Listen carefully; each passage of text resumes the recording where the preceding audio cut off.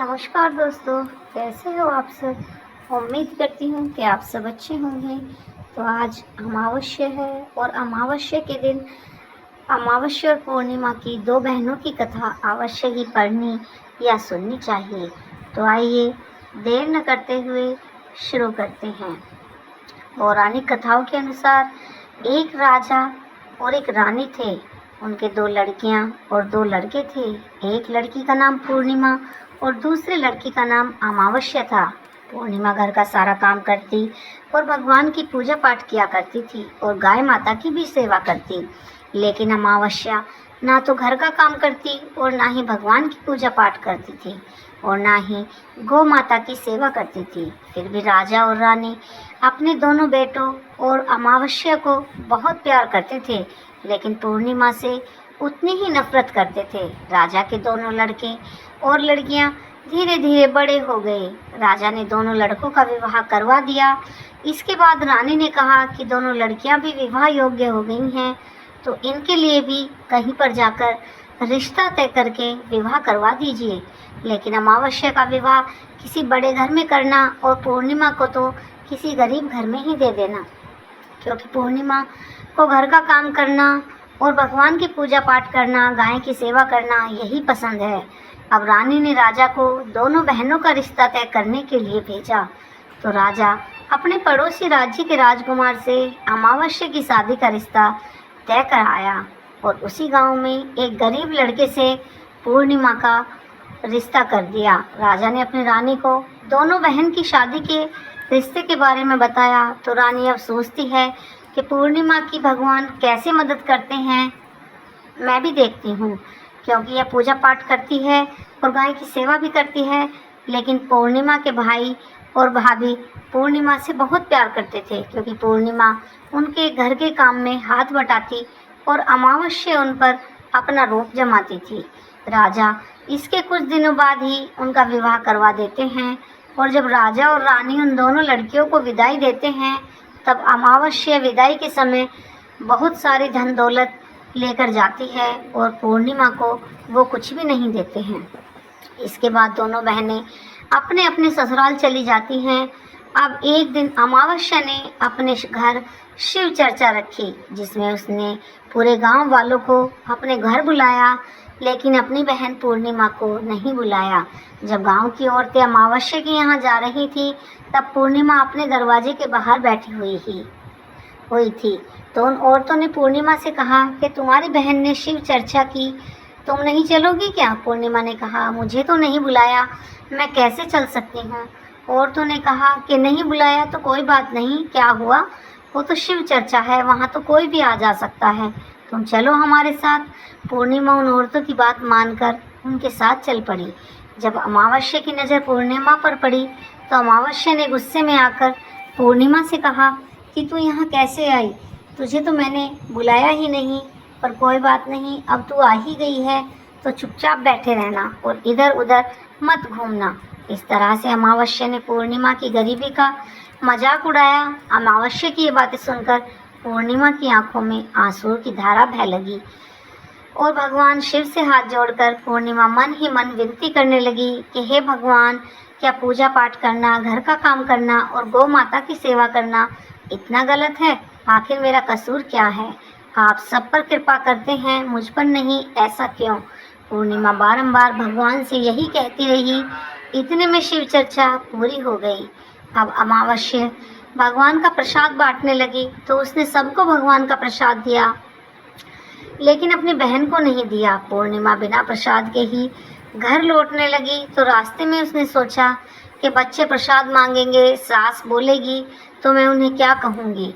उसने ऐसा सोचा कि मैं अपने मायके, अपने भाई और भाभी के यहाँ चली जाती हूँ, वहाँ से बच्चों के लिए कुछ लेकर चली आऊँगी। ऐसा सोचते हुए वह अपने घर आ गई। उसने अपने पति और बच्चों से कहा कि मैं अपने मायके जा रही हूँ।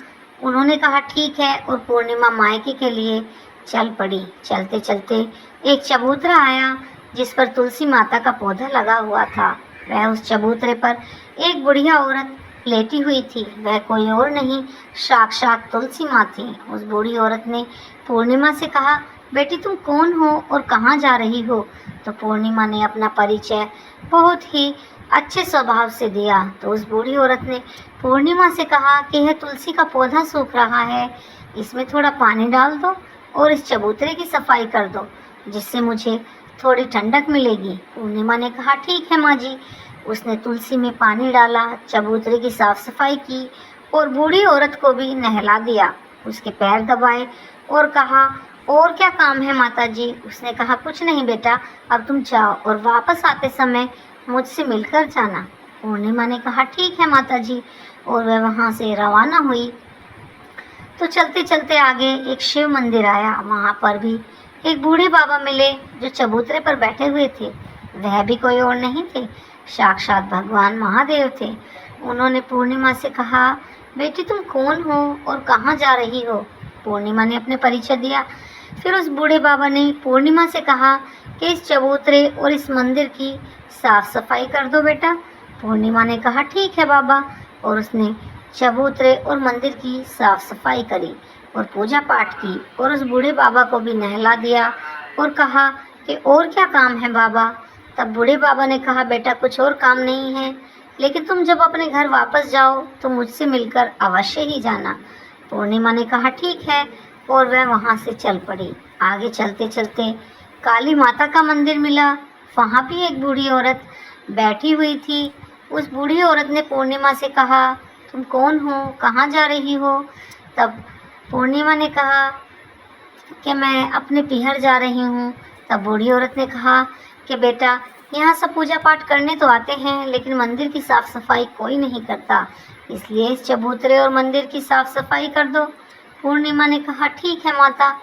तब पूर्णिमा ने मंदिर और चबूतरे की साफ सफाई की, पूजा पाठ किया, काली माता का श्रृंगार किया और उस औरत को नहला दिया और उनके पैर भी दबाने लगी। तब पूर्णिमा ने कहा कि माता जी और क्या काम है? तब उस बूढ़ी औरत ने कहा कुछ नहीं बेटा, लेकिन जब तुम वापस जाओगी तो मुझसे मिलकर जाना। तब पूर्णिमा वहाँ से भी चल पड़ी। इसके बाद आगे चली। चलते चलते एक नदी आई। नदी के किनारे भी एक बूढ़ी औरत बैठी हुई थी। वह साक्षात माँ गंगा थी। उस बूढ़ी औरत ने कहा तुम कौन हो बेटी, कहाँ जा रही हो? पूर्णिमा ने बताया। तो वह औरत पूर्णिमा से कहने लगी कि इस नदी पर स्नान करने तो सब आते हैं, लेकिन साफ सफाई कोई नहीं करता, इसलिए तुम किनारे साफ कर दो। पूर्णिमा ने कहा ठीक है माता जी। पूर्णिमा ने वहाँ पर साफ सफाई की और उस बूढ़ी औरत के पैर दबाए और कहा कुछ और काम भी है क्या माता जी? तब बूढ़ी औरत ने कहा नहीं बेटा, कुछ भी काम नहीं है, लेकिन जब तुम वापस आओ तब मुझसे मिलकर जाना। इसके बाद पूर्णिमा नाव में चढ़ने लगी तो नाव फूलों से सजी हुई थी। वह नाव में बैठकर नदी के दूसरे किनारे पर उतर गई। इसके बाद वह अपने मायके पहुंच गई। वहां पूर्णिमा के भाई भाभी ने उसे देखा तो बहुत खुश हुए। पूर्णिमा की बहुत खातिरदारी की, बहुत सारी बातें की और कहा कि बच्चों को भी साथ ले आती। इसके बाद सब खाना खाकर सो गए। सुबह जब पूर्णिमा ने अपने ससुराल जाने के लिए कहा तो भाभी ने उसे एक लाल साड़ी दी और एक थैले में बच्चों के लिए कपड़े और मिठाई दी और कुछ सामान और भी रख दिया। कहा कि तुम बहुत दिनों बाद आई हो ननंद जी, जल्दी जल्दी आया करो। पूर्णिमा ने कहा ठीक है भाभी, मुझे टाइम नहीं मिलता, नहीं तो मैं जल्दी आ जाऊं। इसके बाद पूर्णिमा की भाभी ने पूर्णिमा के हाथ में थैला दिया और कहा कि जाओ और जल्दी से वापस आना। इसके बाद पूर्णिमा वहाँ से चल पड़ी और उसी नदी किनारे पहुँची। नाव में बैठकर नदी के दूसरे किनारे उतर गई। वहाँ उतरने के बाद पूर्णिमा को बूढ़ी माँ मिली जो साक्षात गंगा मैया थी। उस बूढ़ी माँ ने कहा कि आ गई बेटी? पूर्णिमा ने कहा हाँ माँ, मैं आ गई। तब बूढ़ी माँ ने पूर्णिमा को एक थैला दिया और कहा कि तुम इसे अपने घर ही ले जाकर खोलना। तब पूर्णिमा ने कहा ठीक है माता जी। अब पूर्णिमा के पास 2 थैले हो गए। वह उन्हें लेकर चल पड़ी। अब पूर्णिमा आगे आई तो वहीं काली माँ का मंदिर रास्ते में आया। वहाँ भी काली माँ बूढ़ी माँ का रूप बनाकर बैठी हुई थी। उसने कहा कि आ गई बेटी? तब पूर्णिमा ने कहा हाँ माँ जी, मैं आ गई। काली माँ ने भी एक थैला दिया और कहा कि बेटा इसे अपने घर ही जाकर खोलना। तब ऐसा कहकर पूर्णिमा वहाँ से चल दी अब आगे चली तो चलते चलते वहीं भगवान शिव बाबा का मंदिर भी आया। वहाँ भगवान शिव बूढ़े बाबा के रूप में बैठे हुए थे। उन्होंने कहा कि आ गई बेटी? तो पूर्णिमा ने कहा हाँ बाबा मैं आ गई। तब बाबा ने भी पूर्णिमा को एक थैला दिया और कहा कि इसे अपने घर ले जाकर ही खोलना। तब पूर्णिमा के पास इतना वजन हो गया कि पूर्णिमा से चला नहीं जा रहा था। अब धीरे धीरे पूर्णिमा चलने लगी। अब भला वो अकेली इतना भार कैसे उठाए, इसलिए उसने पुरानी साड़ी निकाली और उन चारों थैलों को साड़ी में इकट्ठा करके एक गठरी बना ली और पूर्णिमा उसे अपने सिर पर रखकर धीरे धीरे आगे चलने लगी। अब जब वह आगे चली तो वहीं तुलसी माँ बूढ़ी औरत के रूप में बैठी हुई थी। उन्होंने पूर्णिमा से कहा कि बेटा तुम आ गई? तब पूर्णिमा ने कहा कि हाँ माता जी। तब तुलसी माता ने भी उसे एक गठरी दी और कहा कि इसे घर ले जाकर ही खोलना। अब पूर्णिमा के पास बहुत सामान हो गया था तो पूर्णिमा सीधे सीधे नहीं चल पा रही थी, लेकिन वह धीरे धीरे अपने सामान को लेकर अपने घर पहुंच गई। अब उसने सबसे पहले अपने मायके का थैला खोला तो देखती है उसमें बच्चों के लिए बहुत सुंदर सुंदर कपड़े और बच्चों को खाने के लिए मिठाई और पूर्णिमा के लिए कुछ गहने थे। वो अपने बच्चों को नए नए कपड़े पहनाती है, मिठाई खाने के लिए देती है तो बच्चे बहुत खुश हो जाते हैं। अब पूर्णिमा ने दूसरा थैला खोला जो गंगा मैया ने उसे दिया था। उसमें सोना चांदी भरा हुआ था। तब पूर्णिमा उन्हें देखकर बहुत खुश हुई। अब पूर्णिमा ने तीसरी गठरी खोली जो उसे काली माता ने दी थी। तब उसमें देखा कि बहुत सारा 16 श्रृंगार का सामान भरा हुआ था। अब तो पूर्णिमा की खुशी का ठिकाना ना रहा।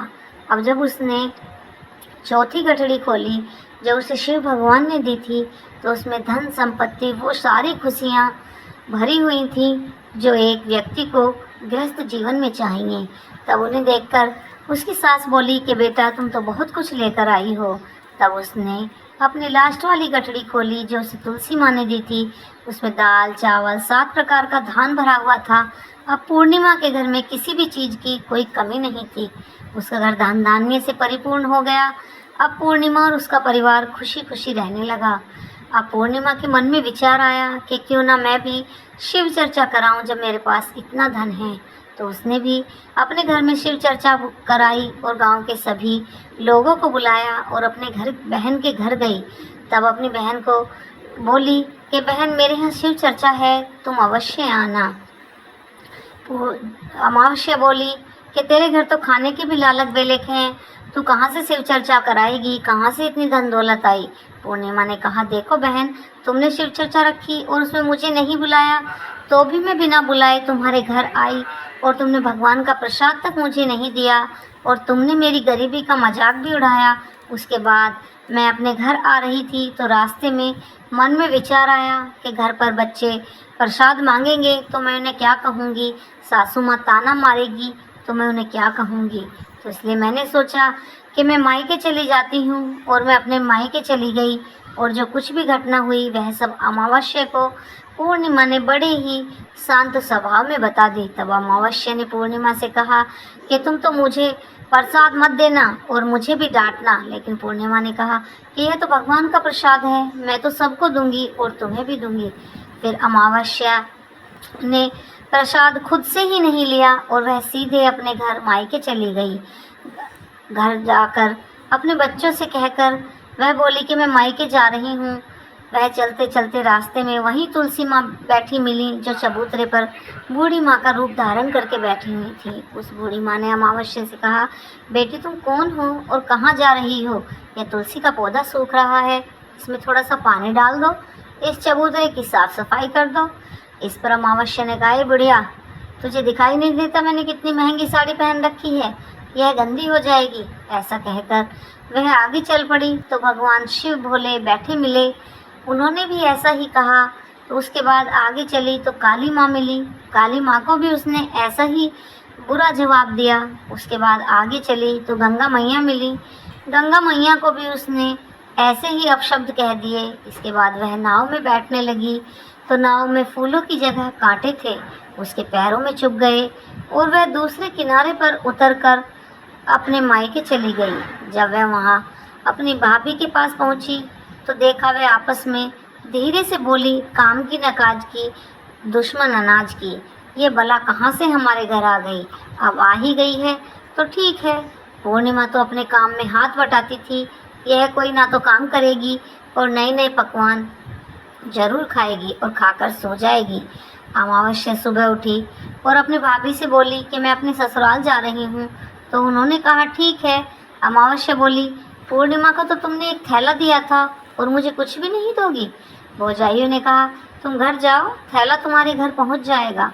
फिर वह वहाँ से चली और नदी के किनारे आकर नाव में बैठकर दूसरे किनारे पहुँची। वहाँ गंगा मैया बूढ़ी माँ का रूप धारण करके बैठी हुई थी।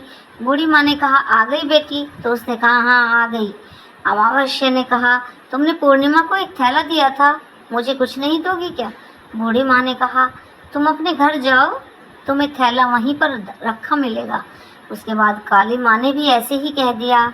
उसके बाद भगवान भोलेनाथ ने भी ऐसे ही कह दिया।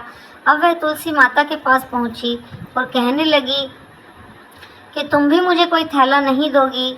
तो वह बोली कि तुम घर जाओ, तुम्हारे आंगन में ही रखा मिलेगा। अब अमावस्या अपने मन में सोचा कि आज तो मैं निहाल हो जाऊंगी।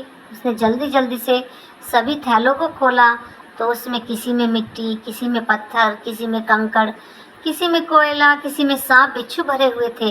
ये सब देखकर उसने अपना सिर पटक लिया। उसने भगवान मुझे मायके से भी कुछ नहीं मिला और इन गठड़ियों से भी कुछ नहीं मिला। इसके बाद अमावस्या दौड़ती हुई अपनी बहन पूर्णिमा के घर जाती है और पूर्णिमा से कहती है तुझे तो इतना सब कुछ मिला और मुझे कुछ भी नहीं मिला, आखिर क्यों? पूर्णिमा ने कहा कि जब अपने मायके जाती हूँ तो अपनी भाभीयों के साथ मिलकर सारा काम करती हूँ। तुमने कभी उनकी इज्जत नहीं की, उनके साथ उनका हाथ नहीं बटाया, इसलिए तुम्हें वो भला क्यों देंगी और क्या देंगी? इसके बाद तुमने गंगा मैया को अपशब्द कहे, काली माँ का भी अपमान किया और भोले बाबा को भी ठुकरा दिया। उसके बाद तुलसी माँ को भी अपशब्द कहे, इसलिए उन्होंने भी तुम्हें कुछ नहीं दिया। अमावस्या बोली बहन मुझे माफ़ कर दो, मैंने सदा तुम पर अत्याचार किए हैं, मुझे कुछ नहीं मिला तो कोई बात नहीं, लेकिन मैं भगवान की भक्ति करके सब कुछ प्राप्त करना चाहती हूँ, मुझे इसका रहस्य और सूत्र बताओ। तो पूर्णिमा ने कहा तुम 3 सूत्र का ज्ञान ले लो। पहले सूत्र में दया और दूसरे सूत्र में शिव चर्चा और तीसरे सूत्र में 108 बार ओम नमः शिवाय का जाप करना। बहन भगवान ने जो 3 सूत्र दिए हैं इनको अपने हृदय में बसा लेना। मैंने सच्चे मन से भगवान की पूजा पाठ की है, गौ माता की पूजा की है, किसी का दिल नहीं दुखाया। तो जब मेरे पास कुछ भी नहीं था फिर भी भगवान ने मुझे सब कुछ दिया और तुम्हारे पास जो सब कुछ था वो सब नष्ट हो गया। इसके बाद अमावस्या अपने घर गई और भगवान की पूजा पाठ करने लगी और भगवान भोले बाबा से माफ़ी मांगने लगी और गौ माता की सेवा करने लगी, सबकी मदद करने लगी। उसका व्यवहार दिन पर दिन बदलता चला गया। तो जैसे ही हे भोले बाबा उसका ध्यान बदला, उसका मन अच्छा किया, ऐसे ही जो भी कोई इस कहानी को पढ़ता है अथवा सुनता है या हुंकारे भरता है उसका भी करना। तो दोस्तों अगर आपको ये वीडियो अच्छी लगती है तो प्लीज़ लाइक किया करें और कमेंट में हर हर महादेव लिखना बिल्कुल ना भूलें, क्योंकि ऐसा लिखने से आपके घर अवश्य ही भंडार भर जाएंगे। तो बोलिए हर हर महादेव।